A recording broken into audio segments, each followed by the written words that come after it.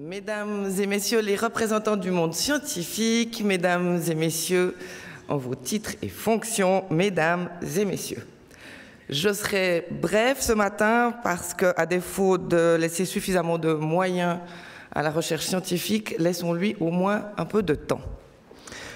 C'est en 1903 qu'un certain Horace Rackham, banquier et avocat d'Henry Ford, constructeur automobile, émet cette remarque.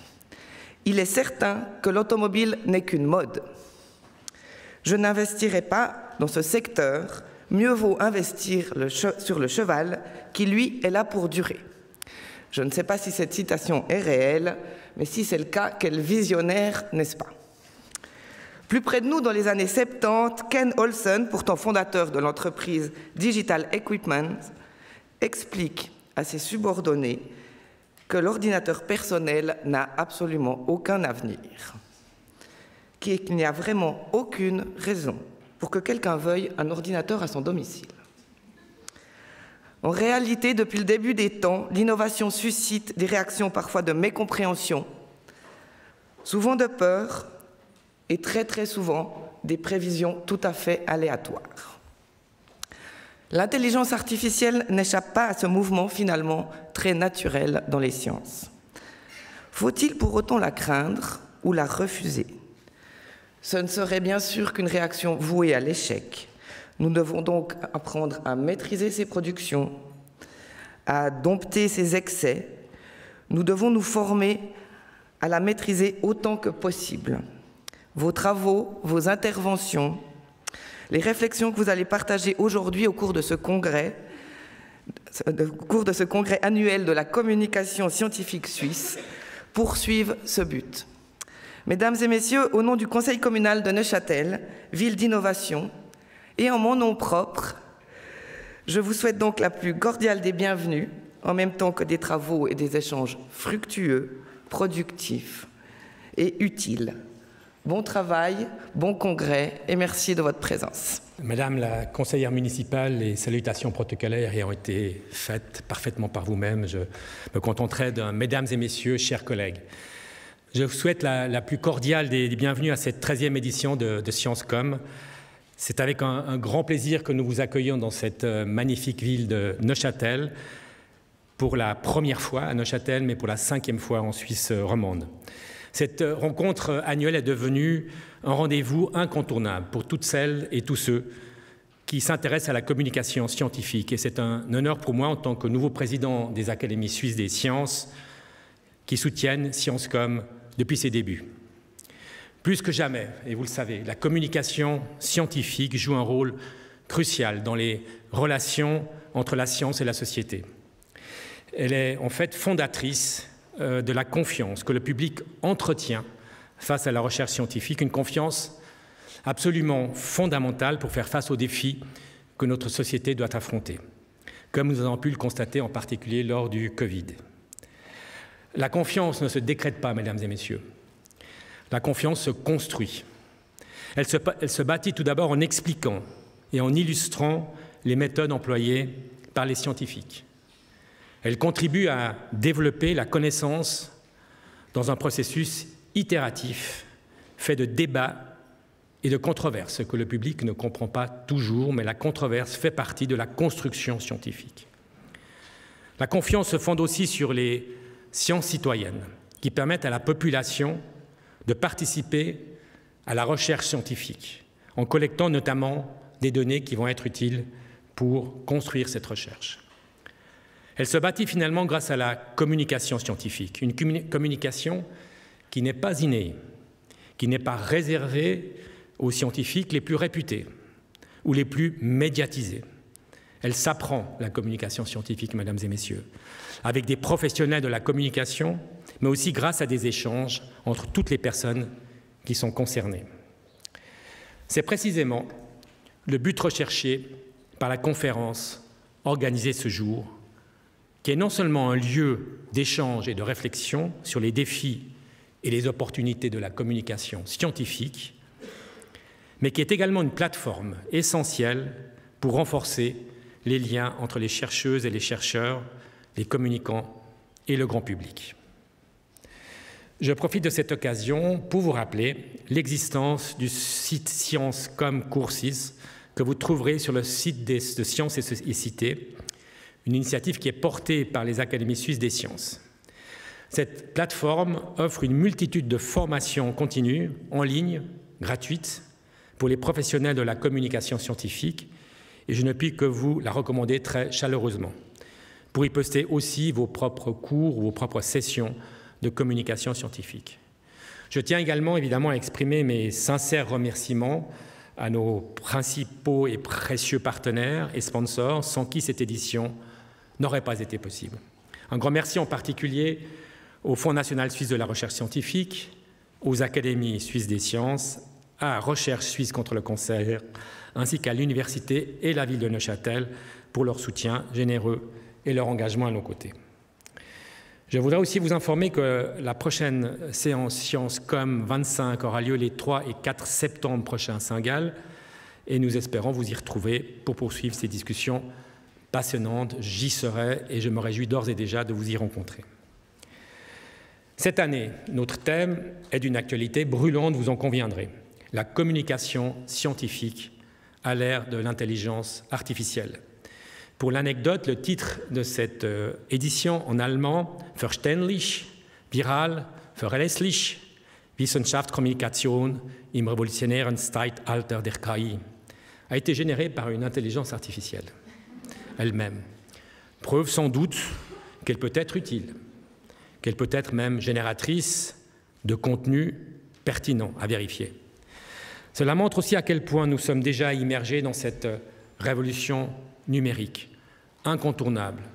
Ne la bloquons pas, mais sachant prendre les mesures qui permettront de rendre cette intelligence artificielle utile pour la science, utile pour le public, utile pour le dialogue entre science et société.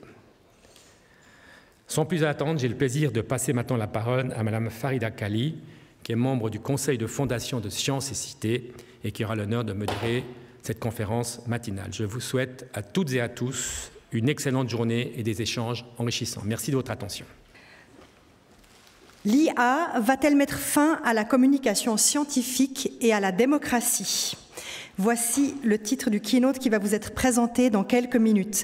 Cher public de ScienceComm, pas de panique. Je vous propose d'écouter d'abord la conférence de Nguyên Hoang avant de sortir carnet d'adresses et agenda pour penser votre reconversion professionnelle. L'IA est née au milieu du siècle dernier, mais il y a seulement quelques années qu'elle s'enracine dans nos vies professionnelles et privées aussi rapidement et profondément qu'une idée noire se nourrit de vos doutes par une nuit d'insomnie. Au cours de la dernière décennie, l'intelligence artificielle et en particulier les algorithmes de recommandation ont agi comme des miroirs déformants pour la communication scientifique et les démocraties du monde entier, transformant les réalités scientifiques, politiques et sociétales comme une galerie des glaces dans une fête foraine. Amplification du négationnisme climatique, élongation des propagandes anti-vaccins ou focus jusqu'à l'absurde sur les théories du complot. Mais est-ce une fatalité ? Comment renforcer nos fondations ? Nguyên Hoang nous expliquera dans quelques minutes comment des universitaires et des activistes travaillent sur des modèles d'IA sécurisés et démocratiques pour tenter de contrer la situation actuelle. Alors évidemment, je n'ai pas pu m'en empêcher, j'ai demandé à ChatGPT de nous présenter notre orateur. Comme le temps nous est un peu compté, je vais vous passer cette description. Sachez simplement que ça commençait très très fort puisqu'il lui attribue une magnifique thèse de doctorat de l'EPFL. Petite erreur de quelques kilomètres puisqu'il l'a obtenue non pas dans notre école nationale mais à l'école polytechnique de Montréal. Monsieur Flickiger, vous l'avez extrêmement bien dit, à vérifier. Pour illustrer de manière un tout petit peu plus pointue, peut-être ça parlera à certains, je me suis ChatGPTisée juste derrière et je suis devenue une éminente mathématicienne. J'espère être reconnue bientôt comme telle.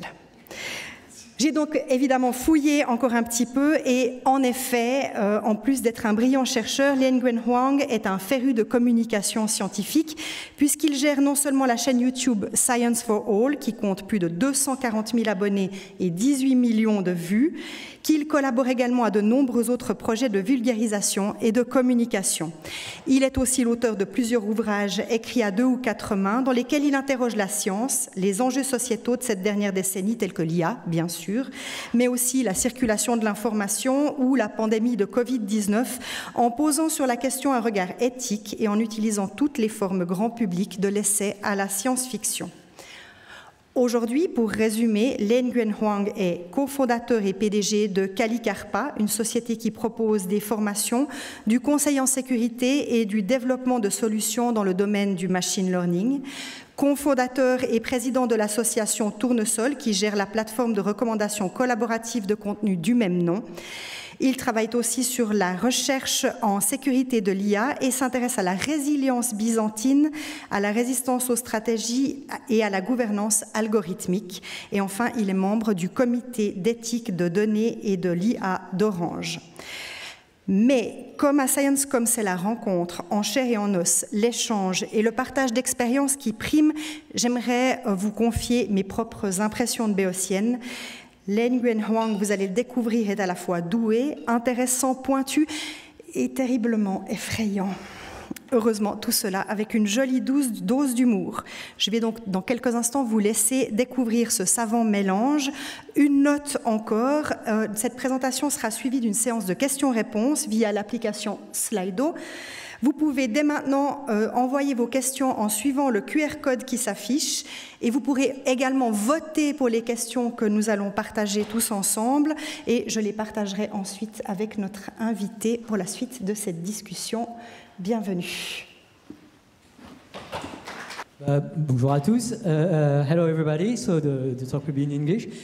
So I'm very happy to be here. I'm very proud to see that I'm speaking to so many science communicators today. So first, I want to stress the role of science in general over society. And one thing I would like to highlight before going to the bad news and apparently the terrifying things I'm going to tell you.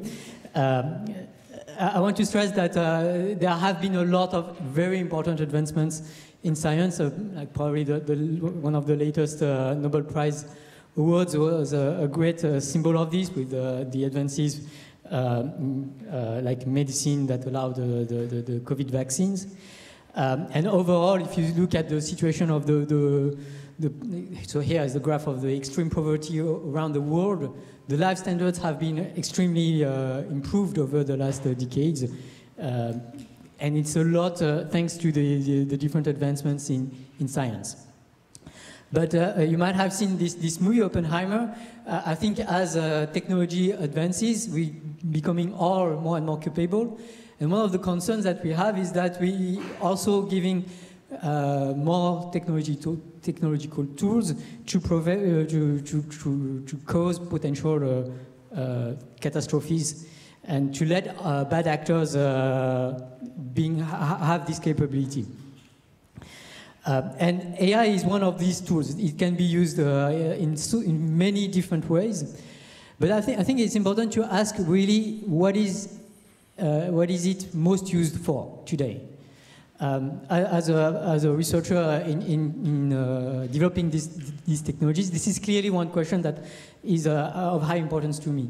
And if you look at the data, so there are studies that suggest that 96% of deepfake images, like images generated by artificial intelligence, are used for pornography. So that's bad news, especially given the fact that many of these images are actually used with the intent to harass women, and especially women journalists, which are especially exposed to this issue. So there have been a lot of cyberbullying attacks using these technologies, usually on social media, that have been devastating. So this is a huge concern, and it's especially used in authoritarian countries to silence journalists that are critical of the regime. So we really have to be aware of this when we're evaluating the impact, the social impact of these kind of technologies. They have really become, in a sense, weapons of mass psychological destruction. But that's not the only risk. If you look at many trends around the world about mental health, for instance, so this is a plot about anxiety. You see that there has been this shift around 2012, 2013, that really corresponds to the mass adoption of social media. And what's very concerning is that it seems to affect negatively the mental health of many people, especially those that use these social media the most, namely teenagers. And this has been observed in many different countries. So arguably this is a very important source of concern. And this really predates the COVID. So, I mean, COVID has really accelerated the trend.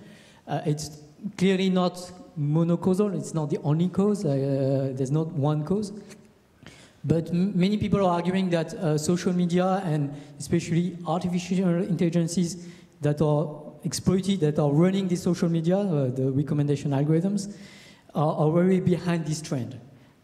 Especially, typically, what happens is on Instagram, like people are shown pictures of people who are extremely good-looking, and they suffer from the comparison. Another very concerning trend is that you see an explosion of cybercrime. I'm sure you've heard of this, and you're really observing this more and more, like on TV, or in the news, you see more and more mention of cyber attacks and ransomwares and stuff like this. Maybe one thing you might not be realizing is the scale of this. So it's been estimated, so this is, on the left, for instance, is the World Economic Forum that communicated about this, that the cost of cybercrime worldwide is estimated at $11 trillion. It's 6 times the GAFAMs, the Google plus Apple plus Facebook plus Amazon plus Microsoft. Cybercrime is extremely huge. And what's extremely concerning is that it's growing extremely fast.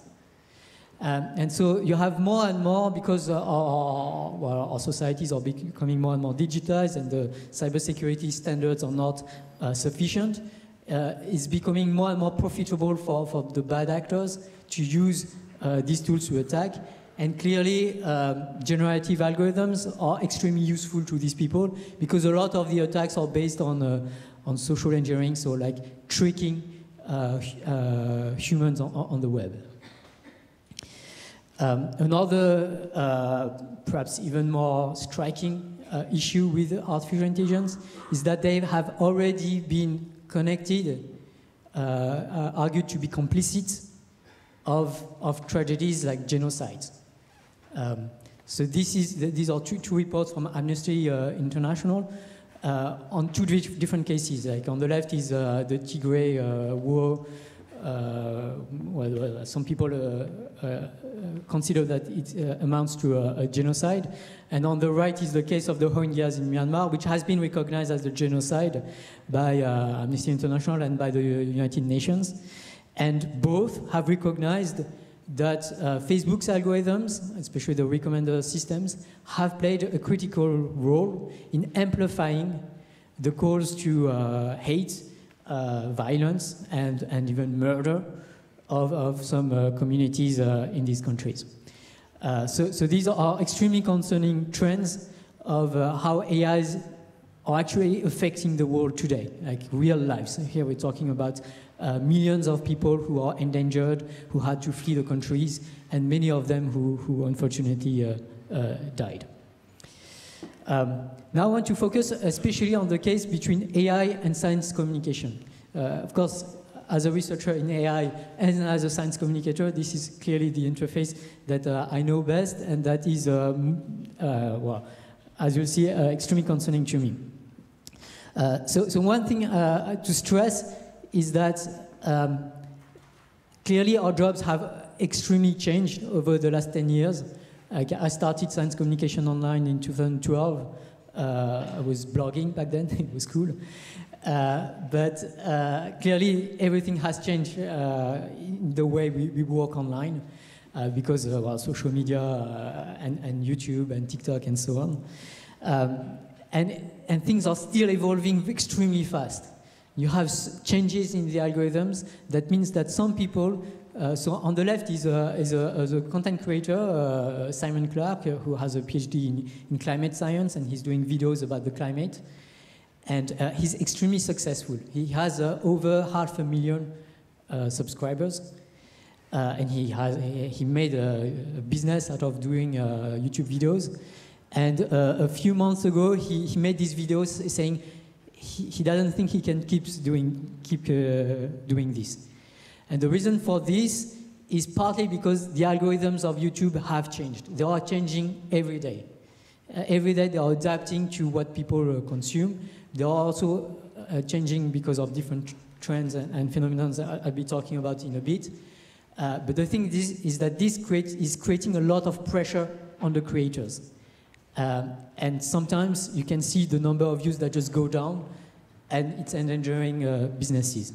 So there's a huge issue with competition in general, because now more and more science videos are in competitions with non-science videos. I'm not even talking about pseudo-scientific videos. I'm just talking about there's a lot of competition for attention out there. And it's very hard to grab people, to get people to stay with scientific topics. On the right is the case of Twitter. I'm sure you've all observed what has been going on Twitter over the last couple of years. Clearly, the algorithms, the platform has changed a lot. And one consequence of this is that it has opened the door to a lot more trolling, there's a lot more fake accounts than there used to be. And a lot of these fake accounts are used to harass content creators. And especially those that are calling for actions that are like not pleasing for some industries or some countries. So this is typically the case of climate scientists who have been massively bullied on Twitter, and many of them have fled Twitter. And this means that on Twitter now, it's very hard, like there are a lot fewer content that talk about climate change in the right way than they used to be. This is an important way to create an important disinformation strategy. You have to understand that disinformation campaigns are not necessarily producing false information. Like one way for them to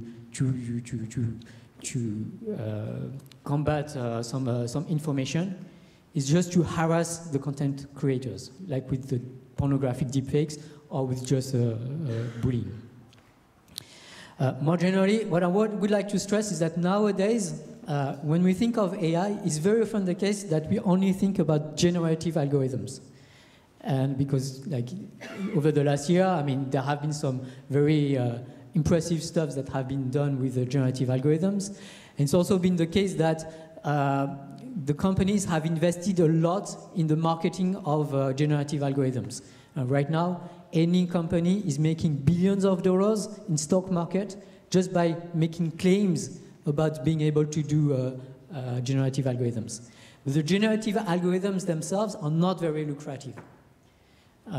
Over the last year, there have been like $22 billion in investments in generative algorithms. Compared to Facebook, this is peanut. Facebook has earned $130 billion over the last year.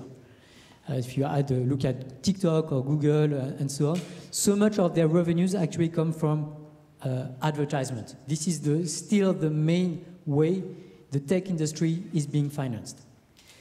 And in order to increase their revenues, they have to optimize the targeting algorithms, whether that are like both the ad targeting algorithm, but also you need to optimize the recommendation algorithm, because the recommendation algorithms are the key to keep people on the platform.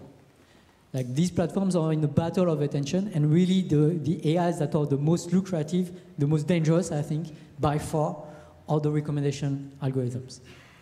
To really understand why, some people say that ChatGPT is replacing Google search. This is completely outdated.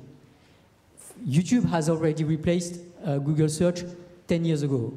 Like in 2016, like 8 years ago, since 2016, there are more views on YouTube than searches on Google. And to really understand this, you have to understand the way people consume information today. Most of the time, people are using their phones to access information. And on phones, I don't know if you've ever used a phone, but on a phone, it's very hard to type. I mean, it's much harder to type and to talk to a generative algorithm than it is to click, swipe, and scroll. So you have to imagine that when people consume information today, they are doing a lot more scrolling, swiping, and clicking than they're doing typing and searching. And the algorithms that respond to click, swipe, and scrolls are not generative algorithms. They are the recommendation algorithms. This is what makes recommendation algorithms so powerful. It's because billions of times per day, people are demanding that these algorithms send them content. And this gives these algorithms a lot of freedom to recommend any kind of content. They have really become, as a result, the arbiters in a sense of truth, but even more importantly, they have been an arbiters of attention. They are deciding what topic gets attention and what topics do not get attention. Unfortunately, because they are based on profit maximization, which goes through attention maximization, attention retention, like these algorithms want people to stay on the platform, we have observed repeatedly that what gets people to keep on the platforms is by creating some very strong emotions. And one of the most addictive emotions, unfortunately, is hate and anger. Hate and anger is very good to get people to keep on these platforms. But as a result, this creates an imbalance in the market of attention. This means that topics that are divisive, that are hateful, are much more likely, much more often recommended than the topics that, like as science communicators, we would like to see more often recommended.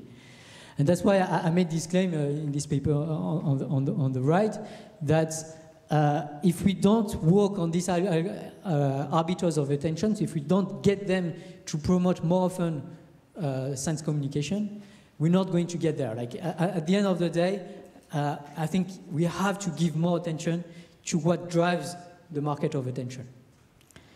And one reason why they are so powerful is that it's not only about what people see. Like attention is not only about what people see, it's also about what people create. As science communicators, I am definitely extremely sensitive to the number of views that the content that I produce is making. Whether we like it or not, we are influenced by how successful or how seemingly popular the content that we are producing is. And this is even more the case, of course, if you are financially dependent on the success of on the number of views of the content we produce is making. And this has really been shown in the Facebook files. So the Facebook files are documents that have been leaked by Frances Haugen on the left in 2021, I think. That really showed that like content creators, not only like YouTubers, but also classical media and also politicians are really influenced by the algorithms. Facebook changed its algorithm in 2018, and very quickly, politicians and journalists have understood this, and they have been complaining, sending emails to Facebook, demanding that, telling Facebook that because of the algorithm change, like they realized that only divisive and hateful content were making views and were and they realized, like the political parties, the politicians, and the journalists realized that they were pushed towards creating this more divisive content, and they had to, if they want to survive economically or to stay a public figure. And so this is why these algorithms are extremely dangerous and powerful. They drive the incentives, they drive the production of information. Unfortunately, there's not enough attention given to these AIs. Over the last few years, it's been very hard to fight for attention for this and to demand that the companies that are producing these systems pay more attention to misinformation and these kind of issues. Yeah, so the Washington Post had an article saying that big tech is like kind of imitating what's going on Twitter by saying that they're not going to fight this as much. There has been all sorts of firing of ethics teams and stuff like this. I won't go into too much details, but essentially, Facebook is like closing the door more and more to auditing of their systems and to accountability. And unfortunately, this has impact on democracy.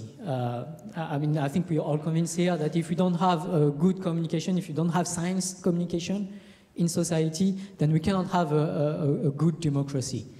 And unfortunately, worldwide, this is really what we're observing.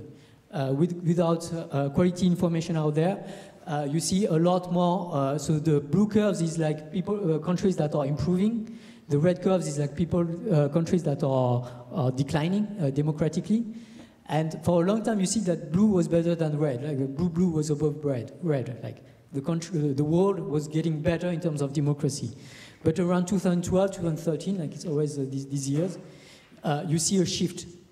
And suddenly, like the red curves now are extremely high and worrying. You can really see in political reports. So these are reports by the Vidam Institute. In 2018, there was still titling "Democracy for All" with a very hopeful title. And in 2021, the title was "Autocratization Turns Viral." A very scary title. And again, you see many authors, many scientists, so these are all books by scientists, that are, of course, it's not monocausal, there are many causes, and COVID is part of the issue, but recommender AIs have been argued to play a critical role in this rise of authoritarian regimes. TikTok in particular is an interesting case because I don't know if you knew this, but TikTok is a product that is forbidden in the country where it is created. In China, they have the company that does TikTok has two products, Douyin and TikTok. So Douyin is for China, TikTok is for the rest of the world. And surprisingly or not, there's a lot more educative content on Douyin than on TikTok. So I think this should be a trigger alarm, and we should be a lot more concerned about the lack of accountability today of a product like TikTok. One thing I would like to stress is that these systems, recommendation algorithms, they are constantly under attack. They are extremely complex systems. Like YouTube is watching a century of video every day, because every day you have a century of content that is uploaded on YouTube, and YouTube has to check everything for copyright and child abuse and so on. So these systems are extremely complex, but they have been designed very quickly with a lack of accountability and a lack of security standards. The standards of security are very bad, and which means that these systems are very hackable, and they are being hacked every day. They are being hacked, one thing is that there are a lot of content that are very bad that are produced, but they are produced now using generative algorithms on the fly, so you can have huge amounts of content that we are now competing with. But the other thing is that they are being hacked by fake accounts. And one thing that the fake accounts can do is to create a lot of artificial views. If you have an army of fake accounts, if you have thousands or millions of fake accounts, then you can make some content seem popular, and this will convince the AI that this content is indeed popular. And this will trigger the AI, this will make the AI recommend the content to a lot more people. There have been disinformation attacks where people have shown that with just like sometimes 10 or hundreds which is not a lot, you can artificially blow up the number of views of a content. And this has been done industrially by some industries. So Team Hockey is a case in Israel that has been well documented. But there are even cases here in Switzerland. There's this company, Alp Service, which is being sued by an oil tech leader for disinformation and because it was doing defamation. It is claimed to have been doing disinformation about a company. Anyways, just to give an idea of how big the issue is, here's a question for you. How many fake accounts do you think Facebook remove every year? Thousands? Millions? Well, the answer is, so this was 2021, 15 billion in 2 years, so like 7 billions per year. 7 billion fake accounts. I mean, it's easy to know that there are fake accounts because it's more than the population of Earth. And it's a big issue. So most accounts on Facebook are fake. And Facebook is really trying to have one person, one account. You can imagine that on platforms like TikTok or Twitter, it's a lot worse.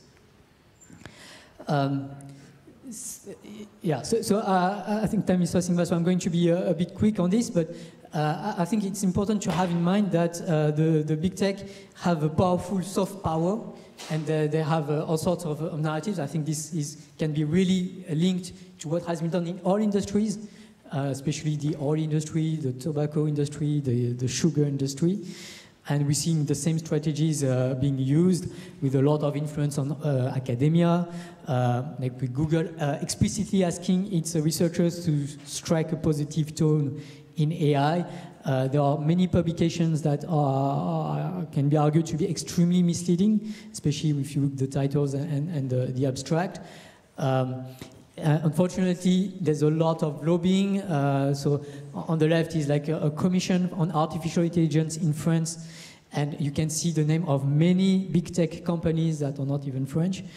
On the right is a magazine of La Recherche where the director of the chief AI scientist of Facebook is presented as a brilliant, almost independent researcher, and he's given a lot of space to present his views on the future and what should be the regulation of AI.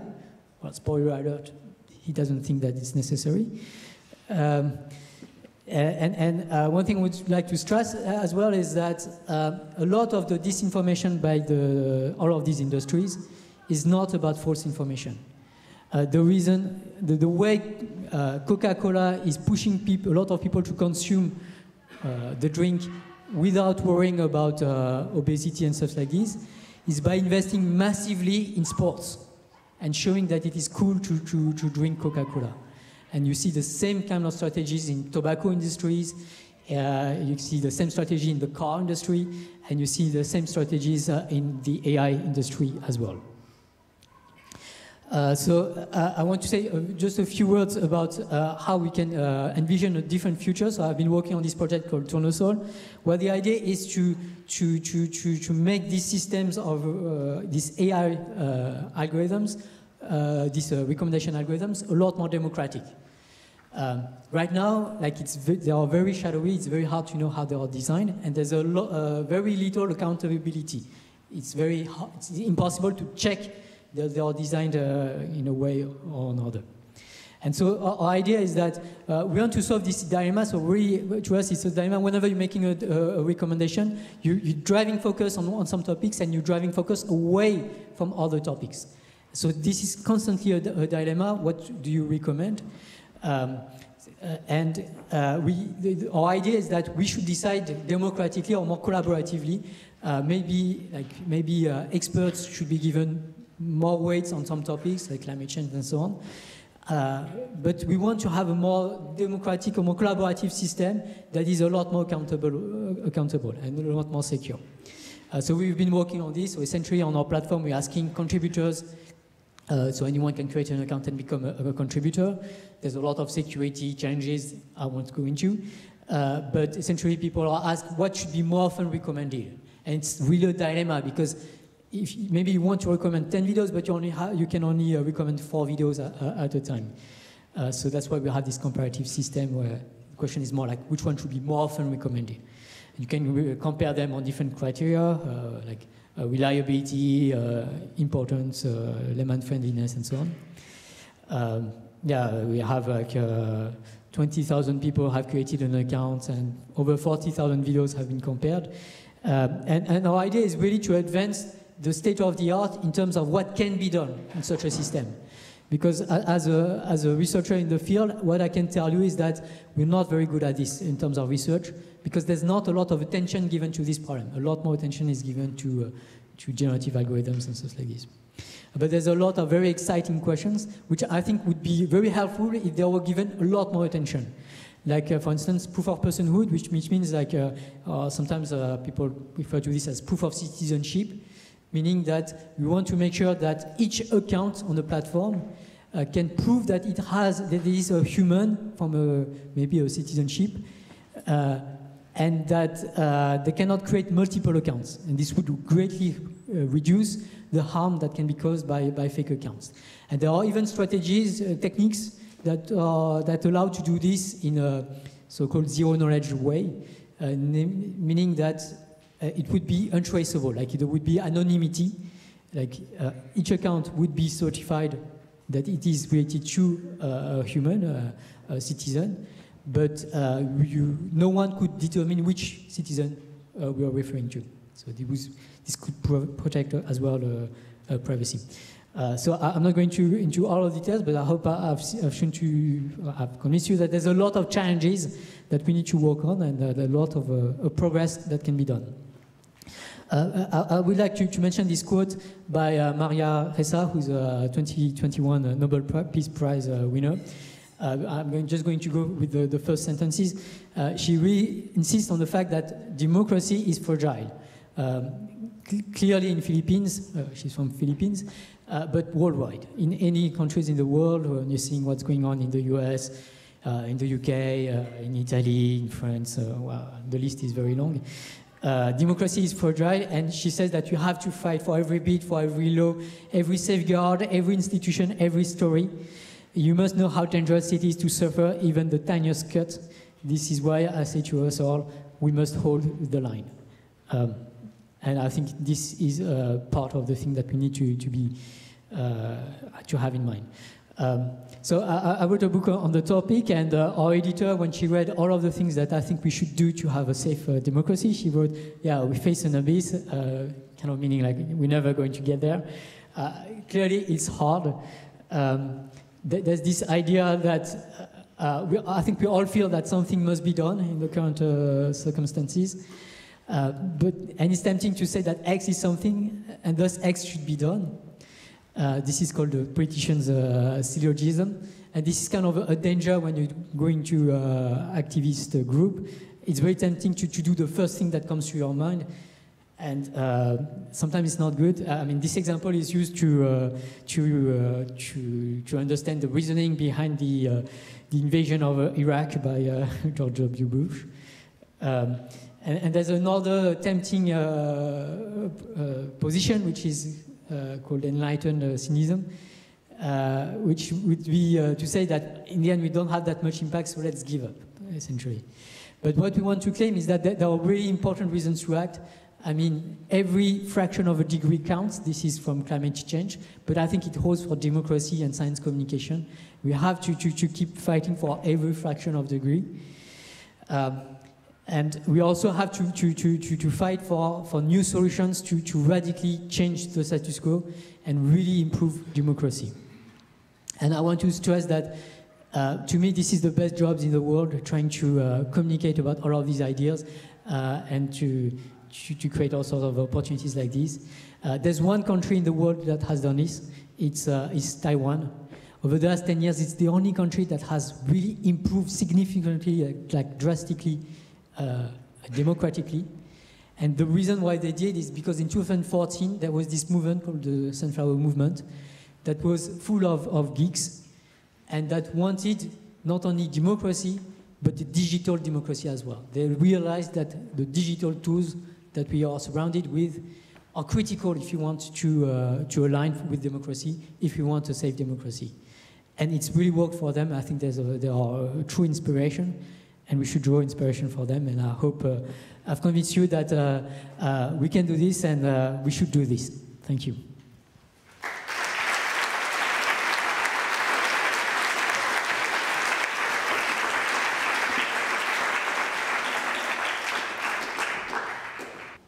Alors, on va les prendre tout simplement dans l'ordre, puisque vous avez voté. Donc, on va prendre en tout cas les deux premières, si ça vous va. La première, should scientists stay on Twitter? If they leave, fake news will take over the network. What is the best strategy? It's a very tough question. I mean, some people stay on Twitter, others don't. So there's always this issue. If you stay on Twitter, normalizing the fact that it's still the place to go.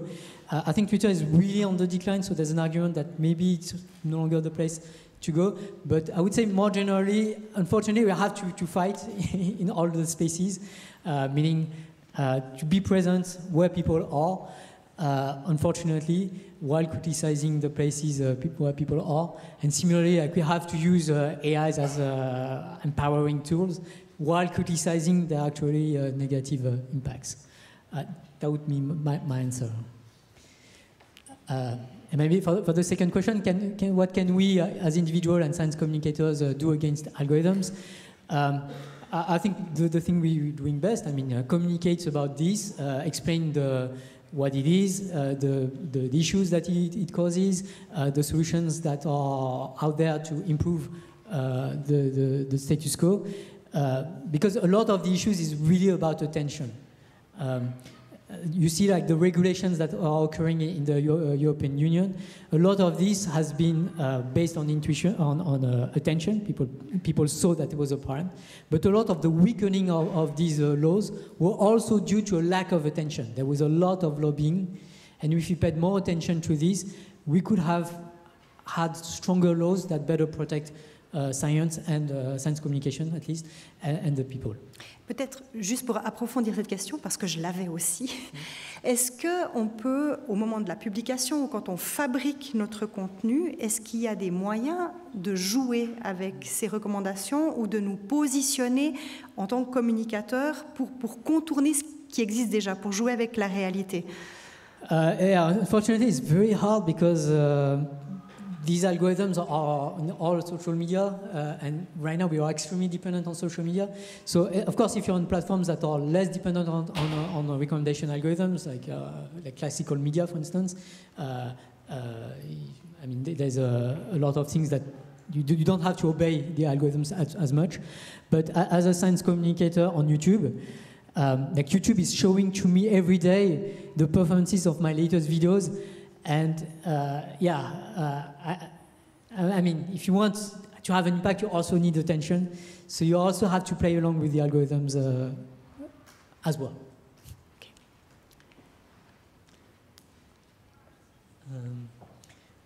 Donc on en est à should governments regulate recommendation algorithms? How about the danger if autocratic rulers do the regulating? Yeah, so governments are not very good at regulating recommendation algorithms thus far. I mean, in the European Union, you have different laws, the Digital Services Act, the Digital Markets Act, the AI Act. But all of them, I feel, are not really pointing to the real issue of recommendation algorithms. I think partly because there's a lack of attention to this issue. But there are many ways, and also partly because we don't have a lot of good scientific understanding of how these algorithms should be designed if we wanted to design them in a democratic way. I'm not saying that politicians are doing a bad job. I'm saying that they have a very difficult job when it comes to regulating recommendation algorithms. And we need to improve the quality of understanding of these systems, the attention to these systems. And I think this can help eventually have better laws for these systems. La suivante est plus philosophique. So the mistake was and still is that society tolerates the intolerant in the name of democracy. Is democracy therefore abolishing itself? C'est la deuxième maintenant. The mistake was... oh yeah, so it's, I mean, it's very hard overall to build a democracy. So one thing we say in the book, in our book, is that in 1789 there was the French Revolution, and so the people wanted democracy, they installed a republic, but it didn't work. Like it took nearly 100 years to have a stable republic. Like France went through empire and then restoration, so like monarchy again, and then another republic. I mean, it was chaos for 100 years. And the reason for this is that it's not sufficient to just want democracy. You need to think about the constitution, the different rules, but also public education, independence of journalism, of justice, and so on. So there's a lot of things to be built to make a democracy safe and robust against intolerance. It's not easy, but we have made a lot of progress over the years. And one of the issues is that this progress has stayed offline. Like a lot of our institutions are very good, are good offline, but they are nowhere online. They are not as present, they are not as influential online. So I think a lot of the job is to bring the state of law that exists offline online, to make sure that the online world is as well more governed by democratic principles. On va peut-être en prendre une dernière. Where do we should start as a democratic society to address the problem of the algorithmic governance? I mean, there are many places to start, but I think just, I mean, thank you very much for inviting me here and giving me your attention, because I think attention is really key.